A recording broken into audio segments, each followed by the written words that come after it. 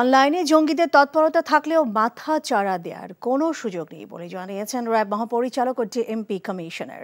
হলি আর্টিজানে জঙ্গি হামলার ৮ম বার্ষিকীর দিন শহীদদের স্মরণে শ্রদ্ধা নিবেদন শেষে তারা সাংবাদিকদের কাছে এসব কথা বলেন। জঙ্গিবাদ পুরোপুরি নির্মূল করা না গেলেও তা নিয়ন্ত্রণে রয়েছে বলেও জানান তারা। হলি আর্টিজান বেকারিতে নিহত বিদেশি নাগরিকদের স্মরণে বিভিন্ন দেশের কূটনীতিকরাও শ্রদ্ধা জানিয়েছেন। আরও জানাচ্ছেন আবির আহমেদ। পুরনো ক্ষত সারিয়ে এখনও দাঁড়িয়ে গুলশানের হলি আর্টিজান বেকারির এই ভবনটি।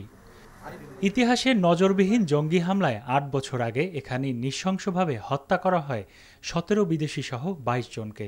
জঙ্গি হামলায় সেদিন নিহত হন ২ পুলিশ সদস্য। সেদিনের সেই হামলায় নিহতদের শ্রদ্ধা জানাতে গুলশানের ৭৯ নম্বর রোডের হলি আর্টিজান বেকারিতে আসেন নিহতদের স্বজন ও বিভিন্ন দেশের কূটনীতিকরা।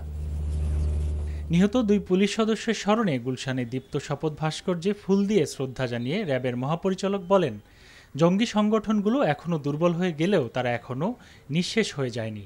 আমরা কোনো জঙ্গি তৎপরতা ওইভাবে আমরা খুব সুস্পষ্ট আমাদের কাছে কোনো নাই, তথ্য নাই, এবং পরিস্থিতি এখন অনেক আমি বলবো যে অনেকটাই নিয়ন্ত্রণে। শুধু তাই না, আমি এটা দাবি করতে চাই যে Bangladesh is the safest country in the world. এখন এই ধরনের কোনো সংখ্যা আমাদের মধ্যে নাই। জঙ্গিবাদ বৈশ্বিক সমস্যা উল্লেখ করে ডিএমপি কমিশনারের দাবি, অন্য দেশের চাইতে ভালো অবস্থানে আছে বাংলাদেশ। অনলাইনে উগ্রবাদী প্রচারে চ্যালেঞ্জ মোকাবেলায় পুলিশের সক্ষমতা থাকার কথাও জানান তিনি।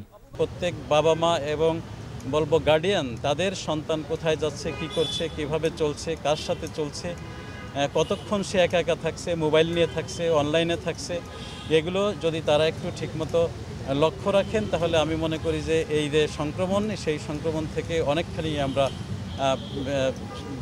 সেফ থাকতে পারি। এ ঘটনায় ৭ জঙ্গিকে ২০১৯ সালে সন্ত্রাস বিরোধী আদালত মৃত্যুদণ্ডে দণ্ডিত করলেও আসামিদের আপিলের প্রেক্ষিতে হাইকোর্ট তাদের সেই সাজা কমিয়ে আমৃত্যু কারাদণ্ডে রায় দেয়।